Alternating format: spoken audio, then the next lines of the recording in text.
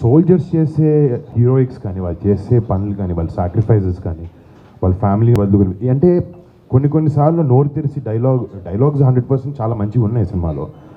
But నేను అంటున్నాను, ఇలాంటి స్టోరీలు చేసినప్పుడు, ఇలాంటి స్టోరీలో వాళ్ళు చేసే ప్రతిదీ ఇన్స్పిరేషన్గా ఉంటుంది. ప్రతి దాంతో చాలా కన్వే చేయాలనుకుంటారు. వాళ్ళు ఎలా బిహేవ్ చేస్తారు, ఇందాక చెప్పినట్టు వాళ్ళ ఫ్యామిలీస్ని పక్కన పెట్టి మన ఫ్యామిలీస్ కోసం ఫైట్ చేస్తుంటారు. వీటన్నిటి నుంచి మనం ఎంతో నేర్చుకోవచ్చు. నేను కలిసినప్పుడు వాళ్ళ స్టోరీస్ విన్నప్పుడు చాలా ఇన్స్పైర్ అయ్యాను అలాంటి విధంగా.